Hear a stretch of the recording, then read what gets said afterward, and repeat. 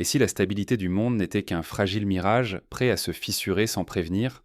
Imaginez notre planète comme un gigantesque barrage, élevé après la Seconde Guerre mondiale pour contenir la violence, les bouleversements, les crises. Pendant près de 8 décennies, ce barrage a résisté, soutenu par des traités, des alliances, des institutions créées pour empêcher le chaos. Pourtant, la solidité d'un barrage ne se mesure pas seulement à l'épaisseur de son béton, mais aussi à la force, parfois invisible, de l'eau qui s'accumule derrière. Au fil des ans, la pression augmente, des petites fissures apparaissent, colmatées à la hâte par de nouveaux accords, de nouvelles promesses. Mais que se passe-t-il lorsqu'une faille, minuscule au départ, commence à s'élargir? Aujourd'hui, une brèche s'ouvre là où personne ne l'attendait. Au cœur de l'Afrique de l'Ouest, un pays enclavé, le Burkina Faso, décide de défier ouvertement les règles du jeu mondial. Ibrahim Traoré, jeune capitaine devenu chef d'État, refuse de se plier aux volontés de Paris, Bruxelles ou Washington. Ce n'est pas l'histoire d'un effondrement inévitable ou d'une crise oubliée. C'est une révolte délibérée. Ici, pas question de mendier ou d'obéir, mais de réinventer les lois du possible. Ce geste du Burkina Faso rappelle des moments clés de l'histoire mondiale où des États ont osé défier l'ordre établi. Par exemple, en 1961, lorsque Cuba, sous la direction de Fidel Castro, a tourné le dos à Washington pour se rapprocher de Moscou, bouleversant les équilibres régionaux et provoquant la crise des missiles. Ou encore dans les années 70, lorsque la Chine de Mao Zedong a brisé son isolement pour établir une nouvelle diplomatie avec les États-Unis, redéfinissant les alliances mondiales. À chaque fois, le pari était risqué, mais porteur d'une transformation profonde. Pour la première fois, un État africain tourne le dos à l'ordre imposé par l'Occident et affirme publiquement sa désobéissance. Ce geste n'est ni une provocation passagère, ni un simple sursaut de désespoir. C'est un pari. Survivre en dehors du système, même si cela signifie se rapprocher de nouveaux alliés inattendus comme la Russie, la Chine ou la Corée du Nord. Considérons la portée de cette désobéissance. Pendant des décennies, la plupart des nations africaines ont fonctionné dans le cadre d'accords hérités de la décolonisation, où l'aide, la coopération militaire et les investissements étaient les conditionnés à l'acceptation de valeurs, de normes, souvent dictées de l'extérieur. Oser dire non, c'est briser un tabou, ouvrir la voie à des scénarios inédits où la souveraineté signifie réellement le pouvoir de choisir ses partenaires et ses méthodes. Mais ce choix radical s'accompagne de 2 guerres menées de front. La première, sanglante et visible, oppose l'armée burkinabé à des groupes armés qui menacent de faire disparaître l'État dans le nord et l'est. Cette guerre, loin d'être abstraite, se traduit par des affrontements quotidiens, des embuscades meurtrières, des villages rasés du jour au lendemain. Comme au Vietnam dans les années 60, où une armée régulière a combattu des guérillas insaisissables, le Burkina Faso fait face à un ennemi sans visage, capable de frapper partout, n'importe quand. La seconde, plus subtile, mais tout aussi dangereuse, vise le système international lui-même. C'est une lutte contre la dépendance à l'aide occidentale, aux routes commerciales verrouillées, à la diplomatie dictée de l'extérieur. Ici, le champ de bataille est invisible, mais omniprésent. Couloirs financiers fermés, sanctions, blocus, isolement diplomatique. On se souvient de l'Iran après la révolution de 1979, confronté à un embargo total qui a obligé le pays à développer des réseaux parallèles pour survivre. Si le Burkina Faso réussit, l'ordre mondial pourrait chanceler. Le modèle occidental de domination deviendrait contestable, ouvrant la voie à d'autres puissances, à d'autres rêves. Mais si le pari échoue, le pays paiera le prix fort. Isolement, instabilité, pertes économiques et humaines. Et le monde retiendra la leçon, défier le système peut coûter plus cher que s'y soumettre. Pour comprendre pourquoi ce séisme a éclaté ici, il faut revenir sur l'histoire et la situation particulière du Burkina Faso. Regardons de plus près comment ce pays, longtemps oublié des projecteurs, en est arrivé à bouleverser l'équilibre mondial. Plongeons dans son passé et sa réalité contemporaine. Pourquoi le Burkina Faso, petit pays enclavé au cœur de l'Afrique de l'Ouest, est-il soudain devenu le laboratoire d'une expérience géopolitique aussi extrême? Ce n'est pas un effondrement accidentel, mais le fruit amer d'une décennie de chaos et de paris stratégiques inhabituels. Depuis l'année 2015, le pays subit la pression constante d'insurrections djihadistes. Chaque semaine, des groupes armés attaquent, des villages entiers disparaissent en une journée et plus de 2 millions de personnes sont forcées de fuir leur foyer. Ce ne sont pas de simples statistiques. Derrière chaque chiffre, il y a des familles, des communautés entières arrachées à leurs racines par la terreur. Prenons l'exemple d'un village du nord, Boulsa, vidé de ses habitants en une nuit après une attaque. Les femmes et les enfants, marchant des kilomètres à pied, arrivent épuisés à Ouagadougou, où les infrastructures sont déjà saturées. Les écoles ferment, les marchés ne fonctionnent plus, l'économie rurale s'effondre. Les conséquences humaines sont immédiates, palpables, et elles s'ajoutent à la détresse nationale. L'armée burkinabé, encerclée sur plusieurs fronts, voit ses ressources s'épuiser à une vitesse alarmante. Chaque convoi militaire engloutit du carburant presque impossible à remplacer. Chaque embuscade coûte des munitions précieuses, trop rares. Un territoire repris aujourd'hui peut être reperdu le lendemain, et la logistique ne suit plus la cadence infernale des combats. Imaginez un détachement de soldats, coupés de leur base, obligés de rationner les balles, de réparer des véhicules avec des pièces de fortune, faute de soutien extérieur. Cette scène, digne des armées en déroute, se répète dans la réalité burkinabé. Comme pendant le siège de Leningrad, chaque approvisionnement devient vital, chaque perte irremplaçable. Au lieu de se renforcer, l'État burkinabé a vu ses soutiens s'évaporer. Le départ des troupes françaises et la fin de la coopération militaire européenne ont laissé le pays isolé face à la menace. Les aides logistiques, le renseignement, les pièces détachées, tout cela s'est transformé en privilèges inaccessibles. Pour éviter l'effondrement, le gouvernement de Ouagadougou a opté pour une mobilisation totale. Des milices civiles surgissent. Des dizaines de milliers de volontaires, armés à la hâte, épaulent l'armée régulière. Mais cette stratégie radicale a un prix: contrôle renforcé, suspension de liberté, verrouillage de l'information et répression des contestations. Ici, la survie de l'État passe avant tout débat démocratique. Le risque est vertigineux. En s'isolant presque totalement, le Burkina Faso joue son avenir. Il peut s'effondrer en quelques mois ou prouver qu'il existe une alternative à la dépendance occidentale. Ce pari, à la limite de l'inconscience, fascine et inquiète à la fois. Pourtant, le vrai bouleversement ne se joue pas seulement sur les champs de bataille. Tout bascule vraiment lorsque le Burkina Faso décide d'ouvrir la porte à de nouveaux alliés, prêts à défier l'ordre mondial établi. C'est à cet instant que l'histoire prend une dimension mondiale. Mais qui sont ces nouveaux partenaires et pourquoi acceptent-ils ce pari risqué aux côtés du Burkina Faso? Leur arrivée va bouleverser l'équilibre fragile de toute la région. Rompre avec l'Occident, est-ce une forme de suicide politique ou bien la seule stratégie de survie possible pour le Burkina Faso aujourd'hui? Cette interrogation déchire analystes, diplomates et citoyens depuis plusieurs mois, révélant un pays à la croisée des chemins.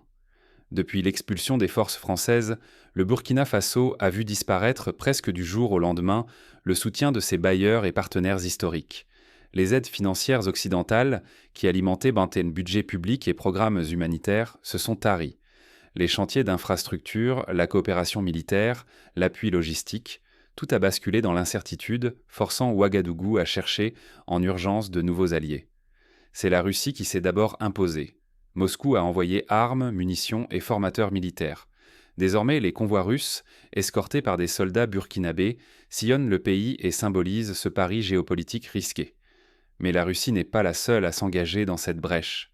La Chine, pragmatique, propose routes, réseaux électriques et systèmes de surveillance, dessinant une nouvelle dépendance économique qui s'annonce déjà profonde. Plus inattendu encore, la Corée du Nord fait son apparition. Faute de devises, elle propose des armes légères et du matériel militaire en échange de matières premières ou de terres agricoles. Il s'agit de troc, loin des normes bancaires occidentales. Jadis sous tutelle du franc CFA, le Burkina Faso évolue désormais dans une zone grise, où chaque alliance a un prix, parfois payé en silence. Officiellement, les autorités burkinabées appellent cela une diversification stratégique. Briser le monopole occidental, multiplier les partenariats pour ne plus dépendre d'un seul bloc. Pourtant, la réalité sur le terrain est bien plus complexe. Les nouveaux appuis sont souvent opaques, mêlant intérêts sécuritaires, politiques et économiques dans un brouillard de contrats secrets. Le danger? Que la souveraineté reconquise ne soit qu'une illusion, remplacée par de nouvelles chaînes venues d'ailleurs. Pour illustrer ce risque, souvenons-nous de l'expérience éthiopienne dans les années 80, lorsque le régime de Mengistu a rompu avec l'Occident pour s'appuyer sur l'URSS. Les premières années ont semblé prometteuses, mais la dépendance envers les livraisons de Moscou a fini par fragiliser l'État, incapable d'agir sans l'aval soviétique.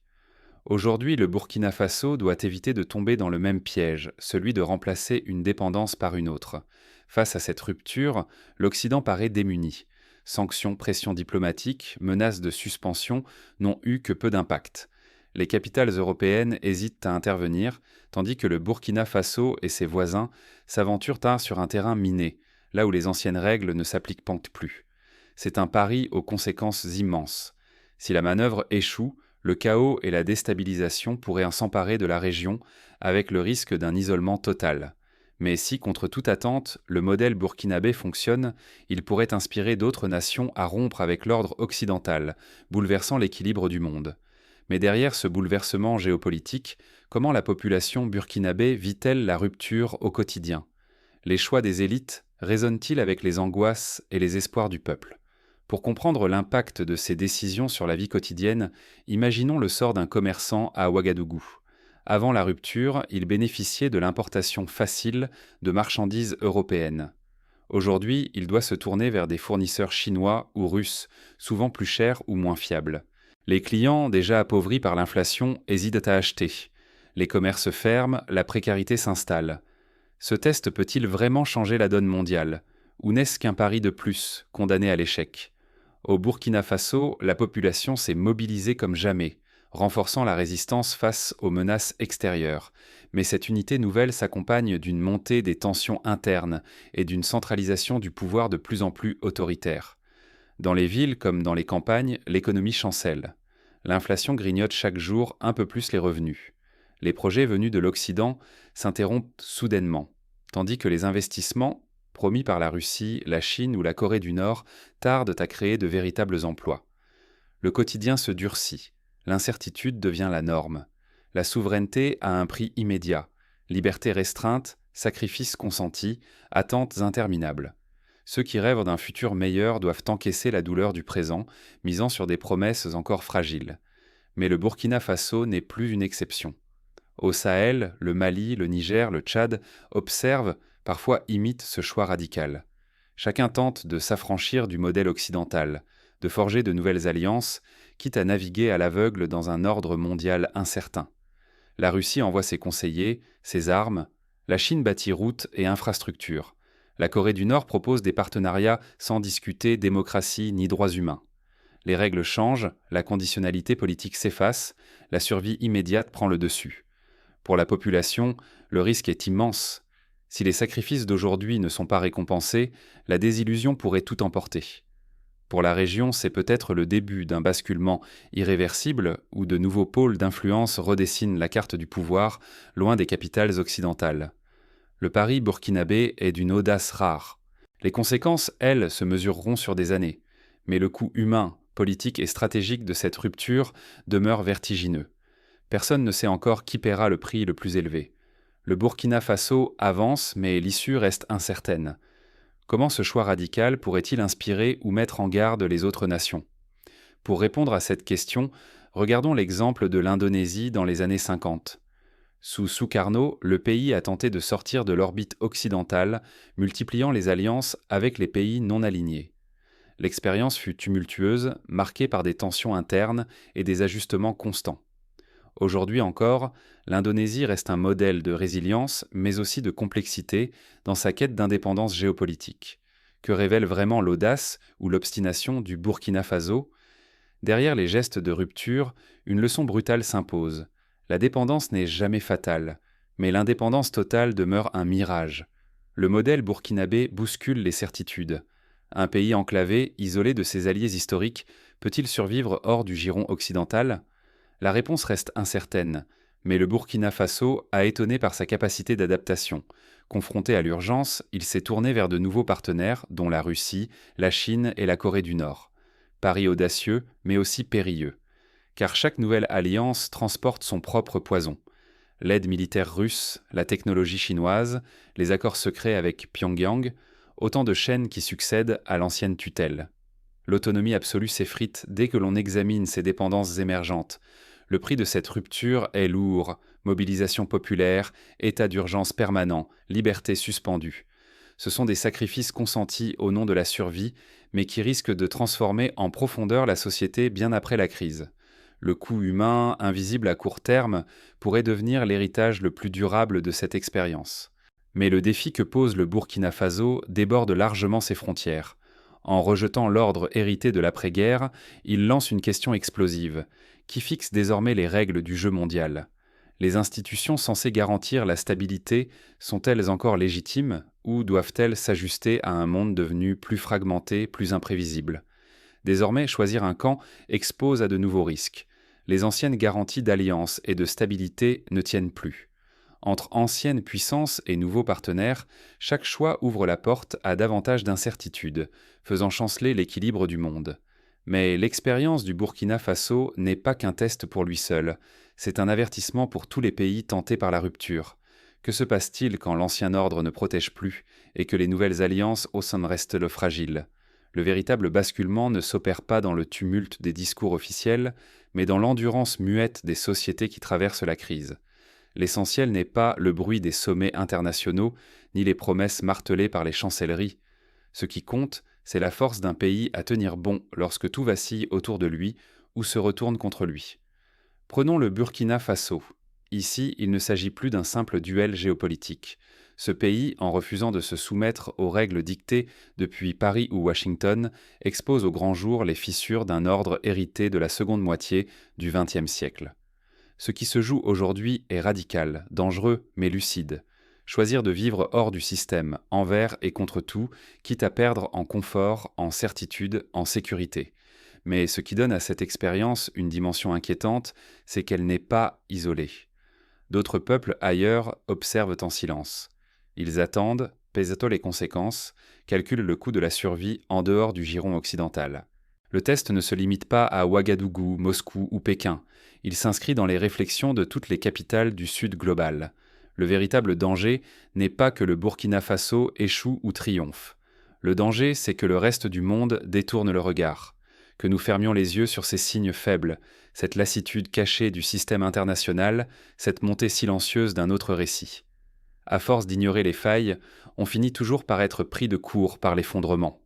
Imaginez un monde où plus aucun pays n'attend l'aval de Bruxelles ou de Washington avant d'agir, où l'économie, la sécurité et les alliances se redessinent sans avertissement, hors de tout cadre établi. Ce n'est plus une fiction lointaine. C'est une possibilité qui émerge lentement dans la résistance quotidienne de peuples longtemps considérés comme des figurants de l'histoire. Prenons un scénario concret. Un pays d'Asie du Sud-Est, las des pressions économiques occidentales, décide de nationaliser ses ressources minières sans consulter ses partenaires historiques.